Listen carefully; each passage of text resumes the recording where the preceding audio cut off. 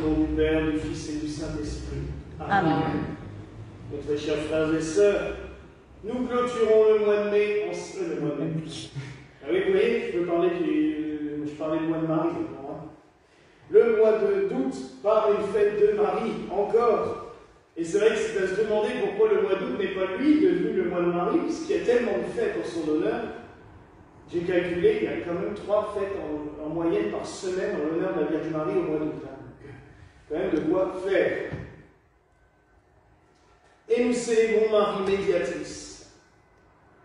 C'est une fête assez récente, et c'est les évêques belges au début du XXe siècle qui ont réclamé une fête en cet honneur à Rome. Il y a même, depuis plus de 100 ans, une longue polémique entre de nombreux évêques et Rome pour faire proclamer un dogme sur le fait que Marie soit médiatrice des grâces. Comme toujours pour nous autres gallicans, le dogme n'a pas d'utilité dans ce domaine-là. Vous savez qu'à part les dogmes des 7 premiers conciles œcuméniques, qui font la foi de l'Église universelle, pour le reste, nous préférons laisser libre choix à chacun et à chacune de prier et de méditer tel qu'il l'entend. Il n'empêche que le titre de Marie médiatrice est tout à fait valable, même honorable, vénérable, car elle l'est profondément. Et on s'en rend compte au cours de l'histoire. Marie est un fabuleux transmetteur entre la divinité et notre humanité. Oui, le Christ s'est fait homme par Marie. Oui, Dieu a utilisé Marie pour se donner au monde de manière tangible, concrète. Mais le rôle de Marie ne s'est pas arrêté à la naissance de Jésus comme certains voudraient nous faire croire. Au contraire, on voit bien par cette dernière phrase, je vous rappelle quand même que cet évangile est une des dernières paroles du Christ avant sa crucifixion. Femme, voici ton fils. Fils, voici ta mère. Il donne à Saint Jean l'évangéliste Marie pour mère. En prenant Saint Jean l'évangéliste, il nous la donne à toutes et à tous comme une mère. On l'a vu au cours de l'histoire, invoquer Marie, ce n'est jamais en vain. Jamais quelqu'un qui l'a prié n'a pas été exaucé. Saint Bernard disait justement dans sa prière du Souvenez-vous, souvenez-vous, ô très bienheureuse Vierge Marie, dont on n'a jamais entendu dire qu'aucun de ceux qui se sont adressés à vous n'était été abandonné.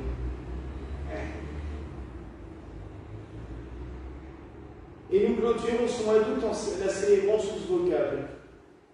Pour illustrer cette fête, j'ai choisi cette statue qui représente la Vierge de la médaille miraculeuse. On a toutes et tous déjà vu cette petite médaille avec la Vierge les bras étendus. C'est comme ça qu'elle est apparue à Catherine Labouré, simple religieuse, fille de la charité, rue du Bac à Paris. Et dans cette apparition, on voit des mains de la Vierge Marie, des rayons lumineux s'étendre vers la terre. Et elle a des bagues, certaines avec des diamants très brillants dont les rayons s'échappent, et d'autres avec des diamants tout ternis, tout noirs. Et Catherine Labouré lui dit, mais pourquoi ces bagues sombres? Et Marie qui lui répond, c'est toutes les grâces qu'on oublie de me demander. C'est beau. Ça ne veut pas dire les grâces que je ne veux pas vous donner ou que le Seigneur ne veut pas vous donner. C'est toutes les grâces que vous oubliez de me réclamer. Cela est très clair, cela veut dire que tout ce que l'on demandera à Marie sera exaucé. Pourquoi? Parce qu'elle est tout simplement la médiatrice entre Dieu et les hommes. On en a déjà parlé. S'adresser à Dieu, c'est souvent compliqué pour beaucoup. Je le reconnais. Parler à quelque chose d'invisible, d'inconnu. Certains vont se contenter de s'adresser à Jésus. Mais c'est des fois très compliqué aussi. Jésus, c'est vraiment Dieu, c'est vraiment un homme. Ça pose question aux gens. L'être humain est toujours en train de se triturer le cerveau. Tandis que Marie, c'est une simple femme, une simple mère. Et là, une mère qui a souffert, une mère qui a vécu tout plein de choses dans sa vie, c'est facile de lui parler, de s'adresser à elle. On s'adresse plus facilement à une femme aussi. Et les hommes, notamment les chevaliers, pour faire un petit clin d'œil à notre ami Bernard et à mes frères et sœurs qui nous regardent, les chevaliers avaient pris Marie comme leur dame aussi. Alors qu'ils étaient tout puissants avec leurs armes, ils s'adressaient à cette simple femme, mais parce qu'ils savaient qu'elle pouvait tout. Ils savaient qu'elle pouvait tout. Saint Bernard lui-même, quand il s'est adressé à Marie, alors qu'il était jeune étudiant, il est allé prier devant une Vierge noire. Et il lui a tout simplement dit dans sa prière, « Montre que tu es mère. » Et le miracle veut que c'était une vierge qui était en train d'allaiter, et Marie a pressé, la statue a bougé, Marie a pressé un petit peu son sein, et une goutte de lait est venue sauter jusqu'à Bernard. C'est l'un des nombreux miracles qu'il a vus dans sa vie avec la Vierge Marie, parce qu'il avait une relation toute particulière. Mais c'est peut-être aussi pour cela qu'elle a été tellement marquante dans sa vie qu'il l'a propagée autour de lui et qui fait qu'en Occident, nous la vénérons avec tant d'ardeur. Souvent nos frères orientaux, qui pourtant ont une grande vénération pour la Mère de Dieu, on l'a vu encore lors des processions qu'ils organisent pour l'Assomption, la dormition chez eux, sont quand même toujours surpris que la dévotion mariale en Occident prenne une telle ampleur et qu'on lui donne des titres. Chez eux, c'est la Mère de Dieu, la Théotokos. On va donner des noms à certaines icônes, mais ils nous disent toujours, mais chez vous, Notre-Dame de ci, Notre-Dame de ça, Marie médiatrice, Marie ci, Marie ci. Mais parce que je pense que l'Occident a eu, par quelques saints privilégiés, Bernard entre autres, mais aussi d'autres saints, au XIe, XIIe et XIIIe siècle, une révélation toute particulière du rôle de Marie comme médiatrice, comme, je dirais même, on risque de faire bondir, comme co-rédemptrice.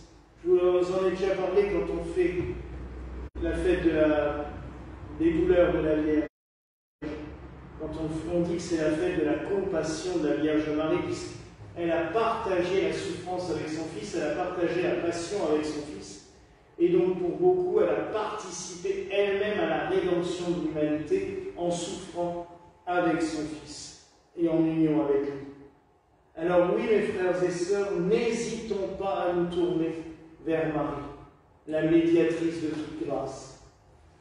C'est elle qui est chargée par le Seigneur de donner toutes les grâces, tous les biens que le Seigneur veut nous donner. Je pense que tous les deux, comme il y avait beaucoup de travail, ils ont délégué aussi un peu Saint-Joseph, parce que vu le nombre de miracles et de grâces qu'il fait, je pense qu'il est dans l'affaire, il est pas mal aussi.